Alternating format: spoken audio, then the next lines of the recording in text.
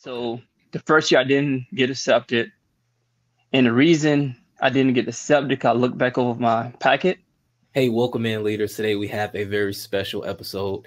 Today we are having a long-awaited conversation with Staff Sergeant Johnson, officially known as Cadet Johnson, recently accepted into the Green to Gold program. He's on campus as we speak, and we're going to get to talk to him today. A great friend that I met while we were stationed here in Germany together. He has an inspiring Green to Gold story that I can't wait for you to hear and can't wait for him to share with us. We'll also discuss other things such as what university he chose, his PCS move, pay, BAH, and so much more. So stay tuned. Don't miss a single second of this conversation that we're going to have. Okay, without further ado, help me welcome Cadet Johnson. Welcome in. How's it going? It's going well. How are you? I'm doing well. I am super excited about this conversation. I've been pumped up all day. We're on two different time zones, and I've been pumped up all day. It's the morning for you, afternoon, going on evening for me. So I definitely appreciate you blocking out some time to do this long-awaited conversation. Absolutely. Let's go. All right. So has it set in yet that for the next 2 years, your place of duty is college? It's unreal, but slowly but surely, by going to campus every day, meeting the other cadets, seeing the college kids, it's settling in. It's a great experience. We're going to get into your story, but how did you first become interested in doing Green to Gold and saying, all right, this is the path that I'm going to take to further my career? Okay. I was stationed at Fort Campbell, and one of my leaders, Colonel Sawyer, he was talking to me at a state debrief on a Friday. He stated, "You have a lot of potential. Have you considered being an officer?" I was like, "Sir, I have, but I don't know how to become an officer." He was like, "That's great. These right here are the steps. It's a program called Green to Gold, and I think you'll be a great candidate for it." And from then, that's when I started doing my own research. Ever since that initial conversation, he's been my mentor throughout. So how long have you been in?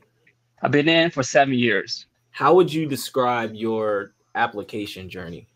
So the first year I wasn't accepted. The application journey was a process. However, once I stopped listening to all the Reddit and started looking at things for myself, I read and understood what exactly is needed. In the second year, I was selected. Okay. So, I mean, you touched on something that I kind of want to park on for a second. So you didn't get accepted the first time, correct? Correct. But you didn't let that stop you. You kept going. So the following year, did you reapply or did you wait? The following year, I reapplied. So the first year I didn't get accepted. And the reason I didn't get accepted, I looked back over my packet. And once I submitted my packet, my birth date had my social security number instead of my birth date on it. So it was rejected from the initial board convene. So I think it happened for a reason, though. The year that I didn't get accepted, I continued to go on to school, and now I'm in the graduate program at LU instead of the undergrad program. So it was a blessing. It definitely hit me hard because I really wanted to become an officer a year sooner, but God, he don't make no mistakes. Wow. So when you got accepted the second time around, what was your initial reaction? My initial reaction was like, wow, I'm accepted. Yeah, right. It's like that anxiety that you feel because you're putting so much into the packet. You're putting so much into the research and making sure that everything is squared away. And then when that meal perk comes out and you see your name, like I wasn't able to look at it for myself. My wife had to look at it for me. I just couldn't. I didn't want to see it. Right. So I was on the way to staff duty in Germany to CR, and I get a phone call. He said, "Hey, the meal perk message is out. You made the list." I'm like, "What list?" Like Green to Gold, like you were selected. Now, like, it's not even December yet. How did this list come out so soon? So the board convened and I made the list. It's like, wow. That's good. So what are you studying? So my major is finance. Okay. I'm in grad school for finance. My undergrad was in project management, business administration. Awesome. So I have a question from one of my subscribers, and it's talking about PCS and BAH. Here it is right here. So he asks, how does PCS/BAH work when on green to gold active duty? I have started my packet, but my wife is a bit worried since we have 2 little ones. This kind of sounds like Wow. you. It does. I am applying to LU. Thanks. Let's go. Thank you. Keep up the great work, sir. So yeah, how would you? Absolutely. What kind of advice or recommendations would you give to this comment right here? So the first question is, how does PCS work? Okay. So PCS, you'll get in-transit BAH. In-transit BAH will cover you every month until DFAS process your PCS IPSA leave. Once that is processed, approved, and accepted, that's when you start getting BAH. It's a normal PCS. However, depending on where you're coming from, there are things you can't do prior to. For example, I came from Germany and I was in Airbnb until my house was getting done, was ready for me to move in. So that's something I knew before even coming back to the States. I'll be without a house for like 30 days. So I rearranged things on the front end to make sure my family had a place to stay until we moved into our house. What about pay? How are you getting paid? So the pay remains the same. You still get the active duty pay. Then the BAH is the same.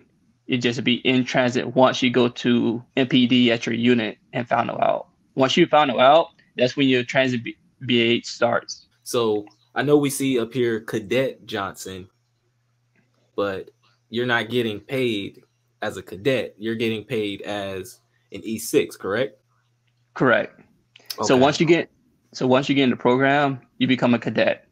Everybody's a cadet, but for green to gold soldiers, they still get paid active duty pay based off the current rank. Okay, so you have the E6 rank. You have the E6 ROTC rank. Absolutely, right here. So you didn't have to change much. The bar at the bottom just went straight. I don't know if we can see it. Hold on, let me try to expand your screen. Oh, there it is, right there. It's right there. So a little change for you. Nah, it's all fun. ROTC is amazing. So did you in process through Cadet Command in yes. Fort Knox, right? Yes. Everything was online. So you get a link sent to you step by step. And once you place your documents into the portal, Cadet Command see your notification said thank you for and processing. And if you miss something, you had the opportunity to attach it in that file. It's a smooth process. You're coming from overseas, so did you all have to rent a car as you're waiting for your car to arrive? Yes. So I got to the airport back in Roanoke, Virginia.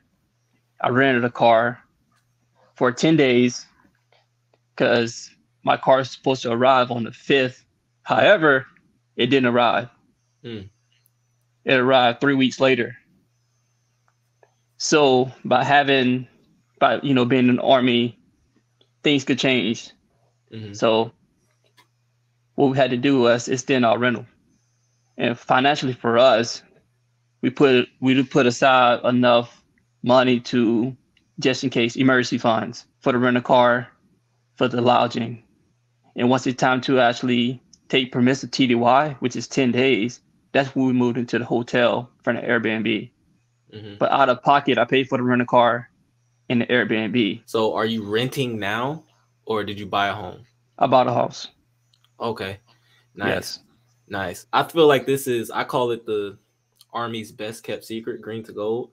It is different, but the only difference is you're a college student for 2 years.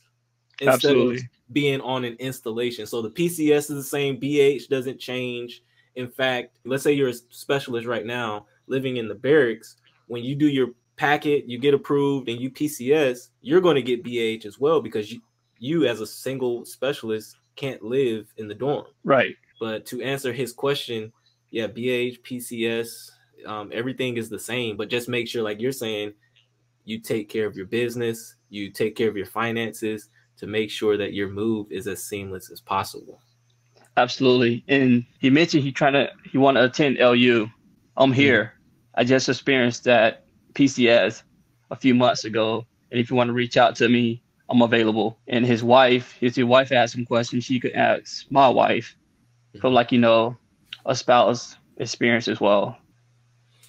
All right. So how has LU been so far? ROTC and campus life. Okay, LU. First day on campus, it was a welcoming family. It was make you feel like you're back at home again with the genuine people. The college classes that I'm taking, they're pretty intense.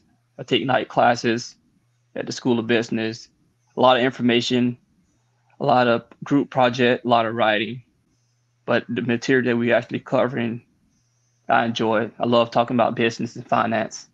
The ROTC, we meet Tuesdays, Thursdays. We have morning class on. We have PT in the morning from 6 to 7 on Tuesdays. Same for Thursdays. And on Tuesday, we meet from 9:45 to 11 for ROTC classes. And on Thursdays, 9:45 to 11, we have lab in the evening. And the classroom knowledge is applied at lab. And the MS4s, they critique us, grade us, and show us what right look like leading up to CST. So overall, it's a great experience. Me personally, being a active duty service member, attending ROTC, I learned a lot of doctrine and the right way to do things. And I just appreciate it. I'll tell you what, like ROTC, I didn't know what I was getting into. Same. Honestly, I'm going to be honest. I thought that I knew about the Army until I joined ROTC. I learned a lot of doctrine, as you mentioned, and then it's based off of infantry tactics. I've never been infantry. I've never been combat arms, MOS wise.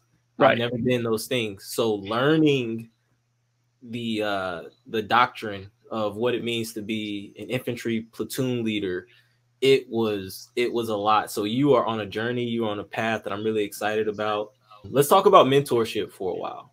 Who are some of the mentors that helped you along the way during your green to gold process? So my very first mentor was my battalion commander, Cardinal Sawyer. He's currently a PMS at West Point right now. Great mentor. Followed by Captain Warner, then followed by Captain Mixon as well. During my time in Germany, was at church and I ran into you, Lieutenant Hill. Once we met, had a conversation, our initial conversation, we talked about LU, Germany, and processing. Great resource as well for mentorship. Colonel Pools, he over in Germany. Yeah. Had a conversation with him. He's a great leader, great mentor as well. He said, you're going to take work. Go take care of business. Make us proud. That's awesome. Mentorship is vitally important.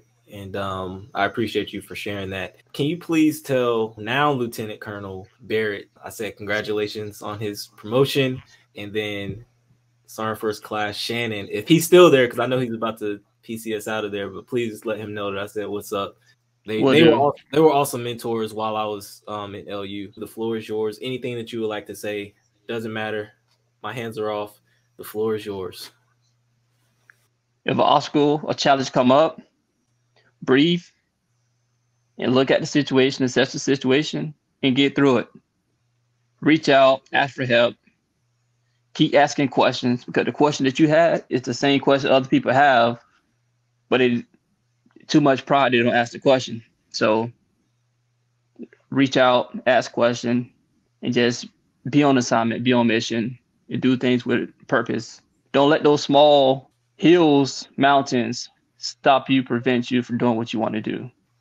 So just continue to seek God, ask for guidance, wisdom, and just be in the community and just be a servant leader, a leader that cares.